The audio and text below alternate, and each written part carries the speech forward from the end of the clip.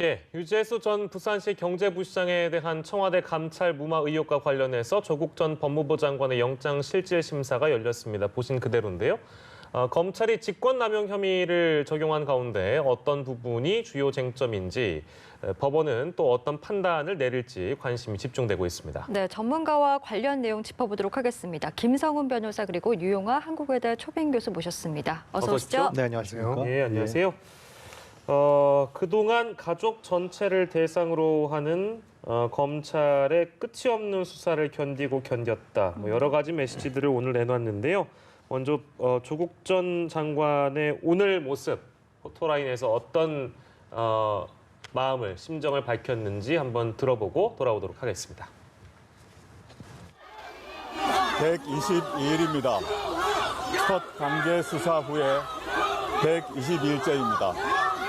그동안 가족 전체를 대상으로 하는 검찰의 끝이 없는 전방적 수사를 견디고 견뎠습니다. 혹독한 시간이었습니다. 저는 검찰의 영장 신청 내용에 동의하지 못합니다. 오늘 법정에서 판사님께 소상히 말씀드리겠습니다. 철저히 법리에 기초한 판단이 있을 것이라고 희망하며 또 그렇게 믿습니다. 감사합니다. 검찰 중단이라는 외부 지시 있었습니까? 네, 오늘 있었던 조 전 장관의 모습 저희가 보여드렸고요. 일단 오늘 혐의와는 관련이 없는 사실 가족 수사에 대한 얘기를 조 전 장관이 본인의 입으로 꺼냈기 때문에 이게 과연 검찰에게 던지는 메시지일까 이렇게 생각할 수도 있을 것 같은데요. 어떤 배경이 있을 거라고 판단하십니까? 그것은 제가 생각했을 때는 이제 가족 비리 의혹에 대한 수사를 검찰에서 하고 그리고 이제 부인 정경심 교수까지 구속된 거 아니겠습니까? 네. 네. 정경심 교수를 계속해서 구속 수사하고 근 80일, 90일 한 넉 달 가까이 예. 수사하게 되고 80여 차례 압수수색을 하고 그것은 결국에 조국 전 장관에 대한 비위 혐의를 잡기 위한 것이었는데 그 부분에 대해서 검찰은 지금 단 한마디도 얘기가 없습니다. 그러니까 완전히 지금 이 유재수 건은 별건 수사란 말이죠. 그럼 이 별건 수사에 대해서 구속영장을 청구하게 되면 그전 수사 과정과 결과는 어떤 것인지 물론 나중에 얘기가 나올 수도 있지만은 그 부분에 대해서는 구속영장을 청구할 것인지 안 할 것인지 기소할 것인지 어떻게 할 것인지 이런 부분에 대해서 전혀 얘기 없이 지금 이제 별건 수사에 대해서 구속영장을 청구했기 때문에 예. 조국 장관이 나오면서 저런 얘기를 한 것 같은데요. 유재수 건에 대해서는 유재수 전 부시장이 상당히 문제가 많은 것으로 계속 드러나고 있기 때문에 네. 과연 그 부분에 대해서 조국 전 장관이 민정수석실을 어떻게 한 것인지 예. 또 저것이 그 윗선이 또 어떻게 되는 것인지 상당히 폭발력을 갖고 있는 그런 사안이라고 여겨집니다. 네. 예. 조 전 장관이 그동안 5차례 정도 이제 검찰에 출석해서 조사를 받았었는데 그동안에는 이제 비공개 조사를 받아왔었잖아요. 그런데 오늘은 이제 포토라인에 직접 서서 어떤 입장을 내놨습니다. 그 이유는 어떻게 좀 보십니까? 아무래도 해명을 언론전이라든가 여론전에 있어서 해명을 해야 되겠다 판단을 한 것 같아요. 그 전에 가족 문제에 있어서는 나름대로 자신이 있었는지 물론 이제 검찰의 수사 결과라든가 발표를 봐야 알겠지만은 그러나 지금까지 나온 정황으로 봤을 때는 조국 전 장관이 자기가 혐의가 없다. 그리고 그 부분에 대한 증언이나 증거가 확실치 않다 이렇게 생각하는 것 같은데. 네. 근데 지금 나타난 부분은 이건 자기만 관련돼 있는 게 아니고요. 이것이 청와대와 관련이 있고. 또 이제 유재수라는 지금 구속돼 있지 않습니까? 상당히 문제가 많은 사람으로 드러나고 있는 유재수와 관련이 있고 또 지금 검찰에서는 그 윗선까지도 지금 캐려고 하기 때문에 이 문제에 대해서는 조국 전 장관이 자기 개인의 문제라는 가족 문제가 아니기 때문에 아마 얘기를 하지 않았을까 싶습니다. 예, 일단 조 전 장관이 받고 있는 구체적인 혐의에 대해서 저희가 다시 한번 좀 정리를 해보도록 하겠습니다. 네. 구체적인 혐의 내용을 정리해 주신다면요. 네, 간단히 말씀드리면 일단 직권남용 권리행사 방해죄입니다. 네. 직권남용 권리행사 방해죄 형법에 규정이 되어 있는 조항이 있고요. 공무원이 자신의 직권에 속하는 행위에 대해서 외형상으로는 적법한 권한을 행사를 했지만은 예. 실질적으로는 부당한 권리를 행사를 한 경우를 의미를 하고요. 대표적으로 이제 감찰을 중단하도록 지시한 것을 이제 바로 그런 직권 남용으로 본 것입니다. 예. 지금 이 건과 관련돼서는 이제 유재수 전 부시장에 관련돼서는 4개월 정도 이제 감찰이 계속 진행이 됐고요. 네. 관련된 내용을 봐서 만약에 비위 사실이 혐의 사실이 있다면은 정상적인 절차라면은 이제 금융위원회 통보해가지고 더 감찰 및 징계 절차를 착수하라고 하거나 예. 아니면 만약에 범죄 사실에 준할 정도의 문제가 있다라면은 수사 의뢰를 해가지고 이첩을 시켜서 수사가 진행이 됐었거나 예. 그렇게 해야 하는데 그 모든 것들이 이루어지지 않고 네. 그냥 중단이 되고 사표를 수리하는 선에서 마무리된 것이 이제 직권남용으로 보고 예. 직권남용 권리 행사 방해로 보고 이제 기소를 준비하면서 영장이 청구된 것이라고 할 수가 있습니다. 네.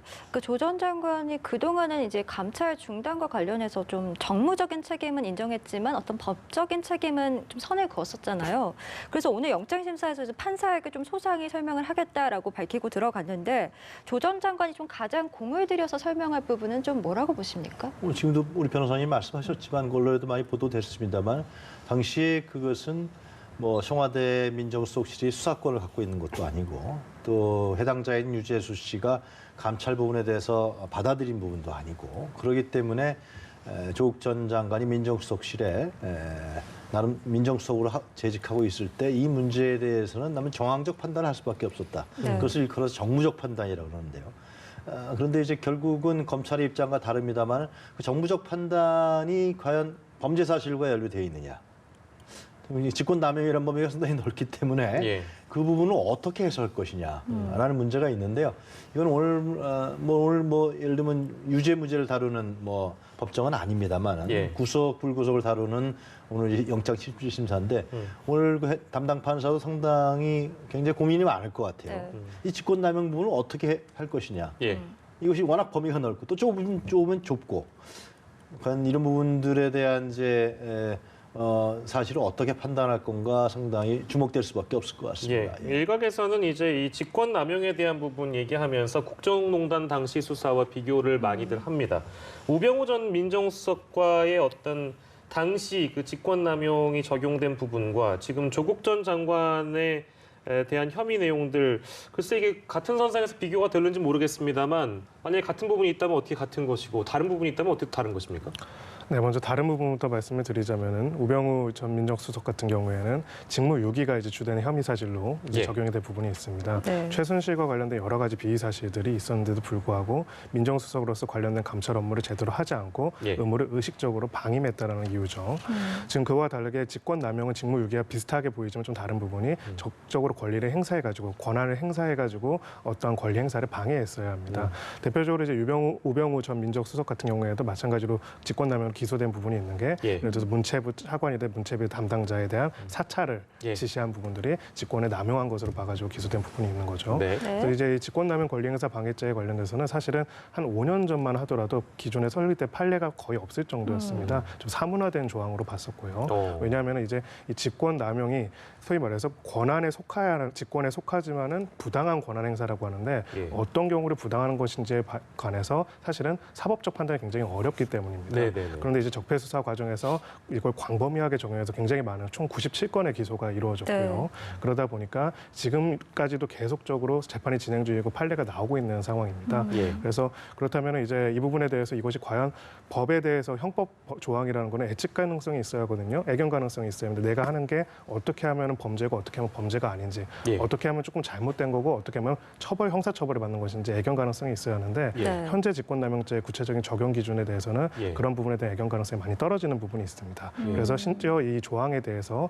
이제 위헌법률심판 제청 신청도 2건이나 제기가 되어 있고요. 예. 흥미로운 것은 이것을 신청한 신청인이 이제 이명박 전 대통령과 그리고 김관진 전 국방장관이 지금 해당된 내용들을 위헌법률심판을 제청한 그런 상황입니다. 네, 예. 그러니까 우병우 전 민정수석의 사례가 어느 정도 좀 영향을 미칠 수도 있을 것 같은데, 근데 이와 더불어서 또 감찰 중단 그 배경에 소위 친문 인사들이 있었다라는 또 의혹이 제기돼서 이 부분도 논란인데 만약에 영장이 발부가 된다면 결국에는 이제 윗선으로 그 수사에 초점이 맞춰지지 않을까 싶은데요. 오병우 전 수석은 이제 변호사님 말씀하셨습니다만 그 이석수 전 특별감찰관에 대해서 불법 사찰을 지시한 거죠. 자기 자신과 주변에 수사가 뭐 문제가 있다라고 드러나니까 그것이 이제 명확하게 이제 직권남용이다 이렇게 검찰에서 봤던 것 같고요. 지금 말씀하신 대로 그 이제 결국은 이 검찰이 지금 노리는 것은 전에는 이제 정경심 교수에서 수사할 때 타겟이 조국 장관이었는데 예. 지금 조국 전 장관에 대한 부분이 타겟이라기보다도 그 윗선이 돼버린단 말이죠 네. 이게.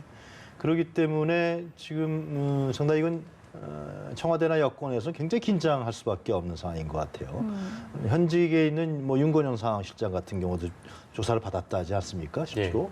그렇기 때문에 권력 핵심들이 예를 들면 자꾸만 불려가서 검찰에 수사받고 하는 부분에 대해서 확실한 범죄 혐의라든가 비사실이라든가 뭐 고발이 있거나 이렇다면 문제가 다르고 그렇지만은 지금 뭐 직권남용이라든가 이런 것은 불분명한 경계선에 있는데 검찰에서 수사하고 조사한다는 것은 검찰이 좀 돌아올 수 없는 다리를 걷는 거 아니냐 이런 평가도 있단 말이죠. 네. 물론 이제 예를 들면 부당한 부분이라든가 비사실에서 검찰이 수사권을 발동해서 수사를 하는 것은 누구를 가리지 않고 수사를 하는 것은 당연합니다. 그것은 수사권을 갖고 있기 때문에. 근데 그것이 예를 들면 지금 현재의 정치적 상황과 물려서 예를 들면 검찰의 기득권 문제라든가 검찰 개혁 문제라든가 여러 가지 종합적으로 판단했을 때 검찰의 권력에 대한 어떤 더 확장이라든가 이런 부분과 물려 있다 그러면은 이 문제는 굉장히 복잡하게 얽힐 수밖에 없는 것이고요. 그리고 문재인 정권 입장에 봤을 때는 이걸 어떻게 처리할 될 것인지 상당히 곤혹스러운 측면도 있으면서 이번에 하여튼 또 국회에서 또 걸려 있잖아요, 지금. 검찰 개혁 문제가, 검찰 권한 문제가 지금 아주 복잡하게 정치권 또 법조계 이런 부분으로 같이 지금 얽혀서 돌아가는 것 같습니다. 근데 반대로 또 만약에 구속영장이 기각이 된다. 그러면 결국 검찰 입장에서는 뭐 과잉 수사, 무리한 수사였다. 뭐 이런 비판을 절대로 피하기가 좀 어려울 텐데 그 영향으로 만약에 조 전 장관이 지금 받고 있는 가족 수사 비리 의혹이라든지 뭐 하명 수사 의혹 이런 거에도 좀 영향을 미칠 가능성이 있을까요? 네, 일단은 좀 나누어서 봐야 할 것 같고요. 지금 가족 관련된 수사에 관해서는 일단은 검찰에서도 올해 안에, 올해라고 해도 이제 얼마 안 남았죠. 뭐 기소 여부를 결정을 하겠다라고 했기 때문에 이것과는 좀 법률적으로는 사실은 무관하게 진행이 될 가능성이 높습니다. 지금 영장의 기각이라는 거는 사실은 구속의 상당성과 필요성이고 상당성이라는 거는 어떻게 보면 이 범죄를 범에 따른 상당한 이유를 인정한 것이거든요. 그것이 부정이 됐다라면은 이제 사실상 기존의 수사와 혐의 사실 내용들이 과했다라는 당연히 비판이 있을 수밖에 없고요. 다만 이제 조금은 이 울산 하명 수사 논란에 관련해서는 상호간에 약간은 보완적인 측면도 있다라고 생각을 합니다. 두 가지 다 어떤 비위 사실에 대해서 제보를 받은 상태고 여기 감찰을 한 다음에 외부 기관에 넘겼는데 한쪽은 경찰의 수사 의뢰를 사실상 한 것이고 한쪽에서는 사실상 그런 수사가 없이 진행되었기 때문에 그렇다면은 이것에서 이런 정무적인 판단이 혹은 이런 판단이 적절하고 이것이 기준선이라면 오히려 울산 하명 수사에서는 그렇다면 이 경우에는 또 왜 그렇게 하지 않고 이렇게 넘겼는지를 해서 역으로 해서 다시 공격이 들어올 수도 있는 부분들이 전 있다라고 생각을 합니다. 그렇군요. 오늘 그 보통 영장 실질 심사하면 이 판사가 누가 되느냐라는 게 어느 순간 우리 일반 대중의 관심사의 하나로 떠오르면서 이런 어떤 중요한 날이라고 하면 중요한 날인데 이 중요한 날에 누가 판사이냐를 이제 그 양대 포털에 검색하시는 분들이 꽤 많은가 봅니다. 그래서 제가 이런 이야기를 하는 이유는 이제 권덕진 부장판사가 이 영장 심사를 하게 되는데 아마 오늘 뭐 또 모르겠습니다. 언제 이제 결과가 나올지 모르겠습니다만 내일 새벽쯤 되면 또 이제 실시간 검색어에 오를지도 모를 이 권덕진 부장판사에 대한 관심이 높아지고 있는 상황이라서요. 권덕진 판사가 어떤 인물인지 간략하게 혹시 소개를 좀 해주시겠습니까? 네, 뭐 이력까지 다 할 필요는 없고요. 간단히 말해서 유재수 전 부시장을 구속시킨 이제 담당 재판부였습니다. 영장을 담당했던 재판부였기 때문에 유재수 전 부시장이 가지고 있던 비위 의혹에 대해서는 어떻게 보면 지금 어떤 사법부 인물들보다도 가장 정확하게 내용을 알고 있는 판사라고 할 수가 있고요. 그렇기 때문에 이번 영장 실질 심사에서는 법리적인 직권남용이라는 법리적인 부분도 중요하지만 팩트 부분에 있어서 세 가지가 가장 중요한 쟁점이 될 것입니다. 첫 번째로 당시에 그 유재수의 비위에 대해 가지고 민정수석실에서 어느 정도의 정보를 알고 있었는지, 두 번째로 이것을 이제 금융위에 통보하는 과정에서 어느 정도를 그대로 넘겼고 어느 정도 그대로 넘기지 않았는지, 마지막으로 지금 뭐 최종 보고서에 관한 이야기가 보도가 되고 있죠. 일반적으로 감찰을 중단하는 경우에 정상적인 절차는 어떻게 되고 다른 절차랑 비교해봤을 때 이 절차에서 어떤 차이점이 있는지 이 세 가지 사실관계에 대해서는 지금 언론에서 보도된 내용만으로는 충분한 내용이 없는 상황입니다. 지금 권덕진 부장판사 같은 경우에는 유재수가 이제 뇌물죄가 심각한 사안으로서 구속될 필요성이 있다라고 인정한 판사였기 때문에 그렇기 때문에 지금 이 내용의 상당수를 민정수석실에서 파악했음에도 불구하고 통보를 안 했거나 제대로 된 조치를 안 했다면은 이것이 영장 발부 판단에 있어서 상당한 영향을 끼칠 가능성은 있어 보입니다.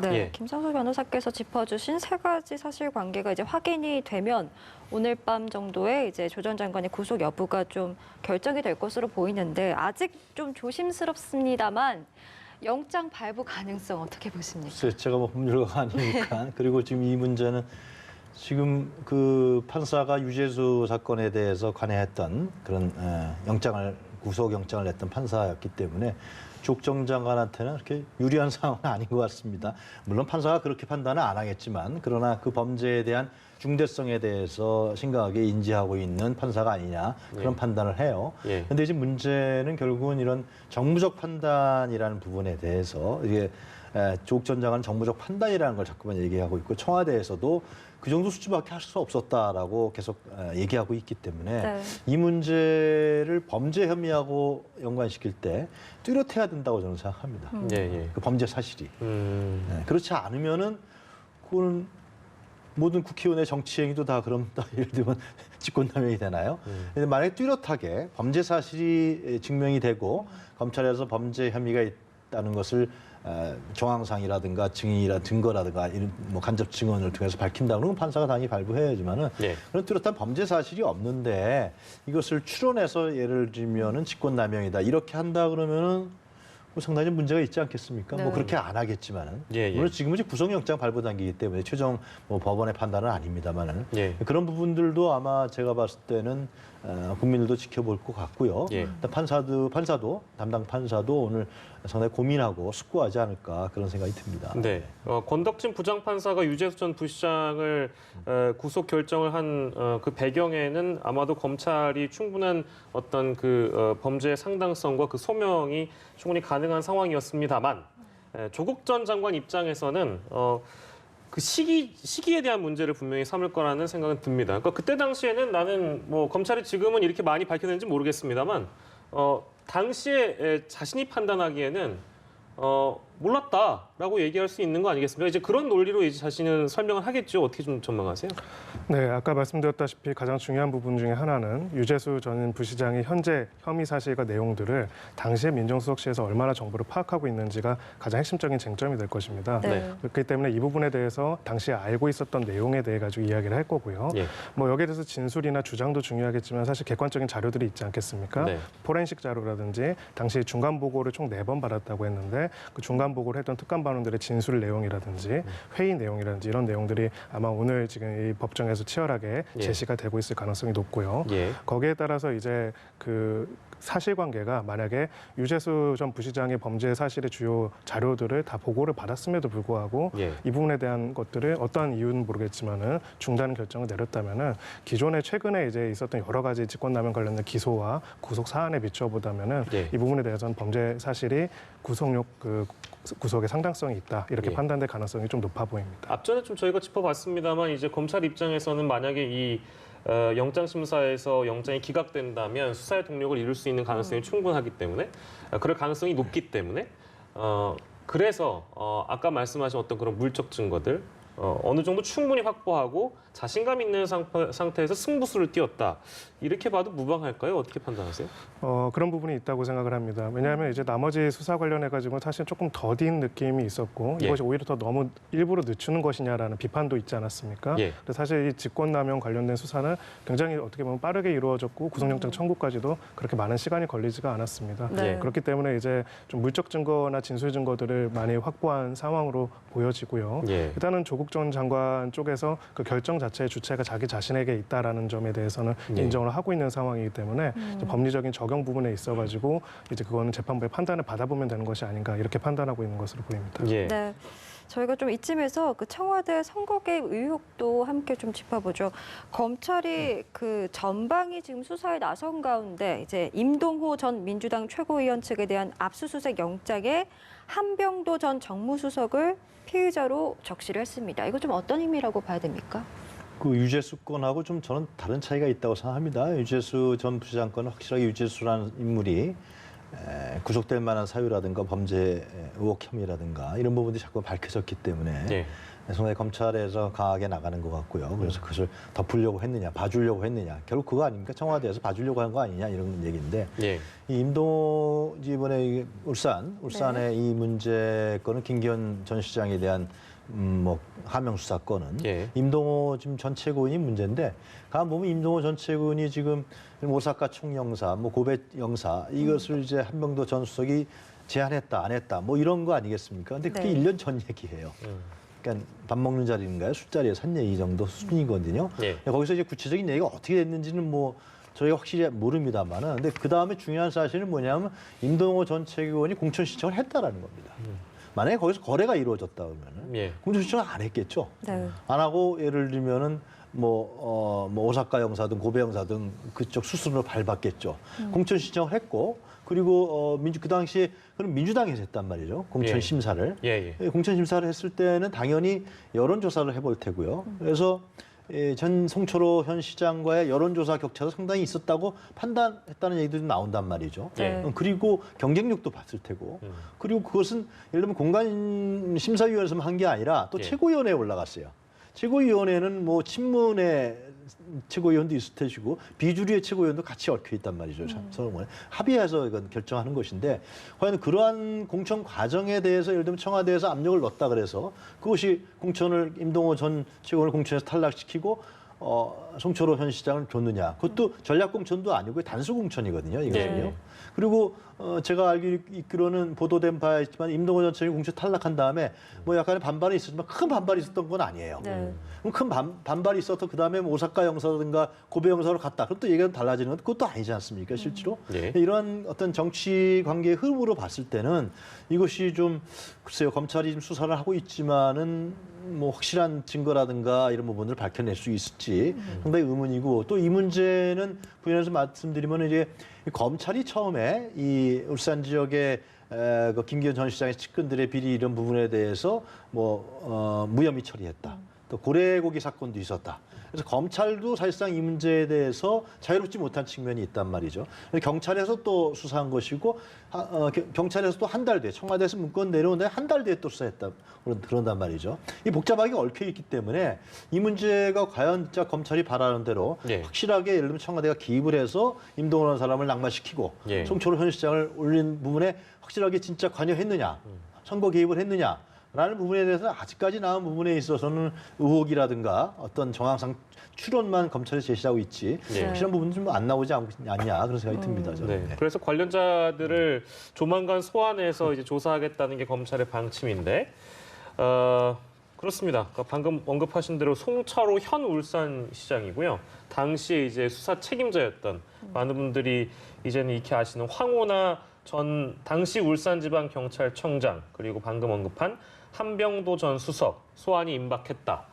그러면 이 분들 불러가지고 검찰은 어떤 부분을 좀 이렇게 중점적으로 들여다보고 조사를 할까요? 네, 이것을 범죄 혐의 사실로 보자면은 하나만 보자면은 공직선거법상 이해 유도죄라는 부분이 있습니다. 이해 유도죄. 네, 선거에 나서려고 하는 후보자한테 공사의 직을 제안하면서 예. 선거에 나서지 못하도록 하거나 포기하도록 하는 의사 표시를 한 것만으로 처벌을 한 것입니다. 실제로 이제 나오든 나오지 않든 간에요. 예, 예. 그렇기 때문에 이 부분에 대해서 피의자로 적시가 됐다는 것은 지금 이 건이 단순하게 처음에는 하명 수사 논란에서 시작이 됐지만은 이해 유도죄 혐의 사실에 대해 가지고 어떻게 보면 가정을 한 상태에서 지금 수사를 진행하고 있는 것으로 보이고요. 예. 그건 단순하게 이제 오사카 총영사직을 제안했다는 이야기와 그 다음에 그것과 이 울산광역시장 선거 간의 연관성이 있는지, 특히 이제 관련돼서 송병기 전 지금 현 부시장의 메모에서 등장하는 내용들과 이것들이 연관이 있는 건지에 대해서 파악을 하고자 하는 수사가 지금 진행 중이다라고 볼 수가 있습니다. 예, 알겠습니다. 자, 현 서울 동부지법 분위기를 저희가 잠시 좀 보여드릴까요? 화면이 준비되어 있으면 좀 보여주시고요. 아까도 잠깐 그 조국 전 장관의 오전 모습 저희가 보여드릴 때도 양측의 어떤 서로 다른 구호, 한쪽에서는 조국 구속을 외치고 한쪽에서는 영장 기각을 외쳐서 아무래도 물리적 충돌에 대한 우려까지 나오고 있는 그런 상황이라서 경력이 추가적으로 배치됐다는 이야기도 들리는 것 같고요. 현장에서는 그렇습니다. 그래서 지금 이제 그 분위기를 어느 정도 추론을 해본다면 아마도 조국 전 장관이 심사를 마치고 일단 나오진 않을까 하는 차원에서 저희가 지금 화면을 준비를 해봤고요. 아무튼 이렇게 양극단으로 치우쳐져 있는 우리 사회의 단면을 좀 보여주고 있는 것 같아서 그 서로 다른 구호는 좀 씁쓸한 게 있습니다.